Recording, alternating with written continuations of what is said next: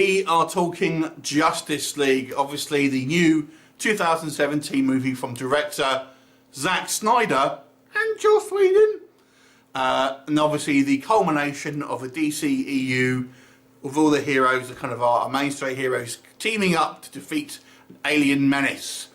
The plot here is very thin. It's really just a kind of an alien bad guy turns up and wants to conquer the world with a bunch of CGI baddies and kind of undefined powers.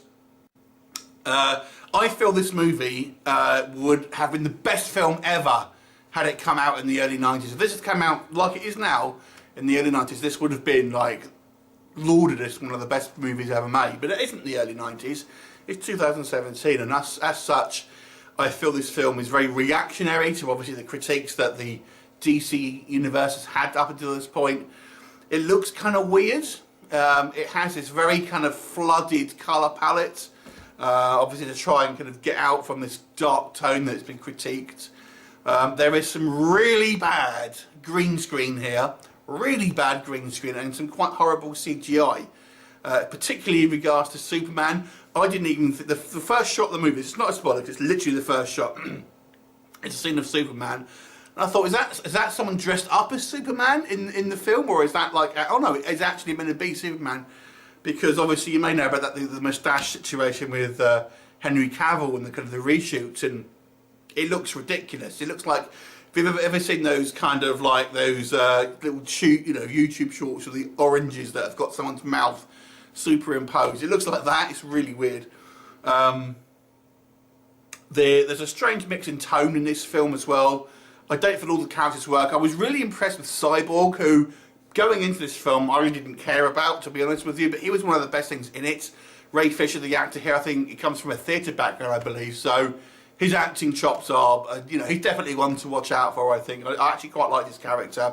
I've got to be honest, I didn't think Gal Gadot is a particularly good actress, and the first scene really bothered me. It's basically this kind of scene, it's in a trailer where she busts in on this kind of group of bank robbers, and well, they're not even robbers, they just want to blow up the place, which we see through her lasso of truth. But if that's what their goal was, why do they bother having a countdown? Why not push a button and it blows up? They're suicide bombers.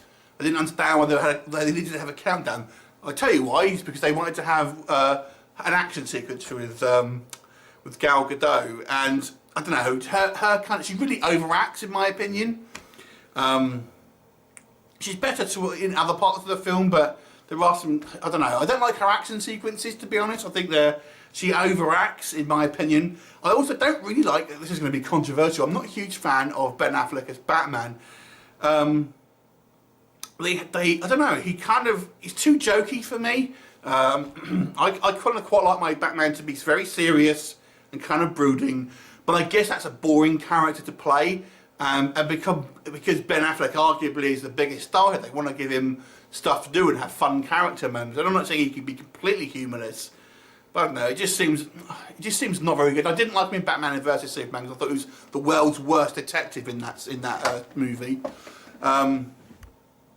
I also didn't like some of the designs on the uniform, and Superman's for that matter. There's kind of weird painted on muscles, and it looks really obvious, which it didn't really look before.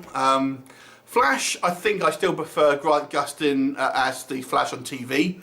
I think kind of like the effects of the Flash and his kind of when he runs around the kind of the electric kind of effects.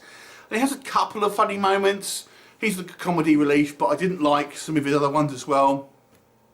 Aquaman, Jason Momoa, is a bit of a bro dude in this, and I don't know, there's not much, he doesn't have much to his character, so I don't feel like I can really pass much judgment on him because there's not a lot to him, if that makes sense.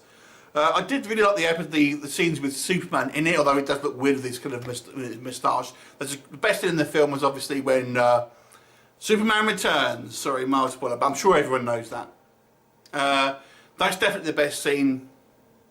I did kind of like some of the interactions between the League members themselves, although you can't help but compare this to the Avengers. And I was thinking, the scenes where we have the characters just talking and stuff, they just seem so much better in the Avengers movie. So much more natural and kind of somehow less silly, even though it's a bunch of guys standing around in coloured costumes and stuff.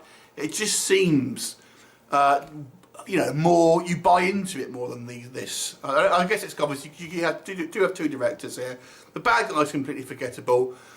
The action scenes are okay. There's a lot of CGI here. Maybe this is why it doesn't work all over the place, because nearly every shot has got CGI in it.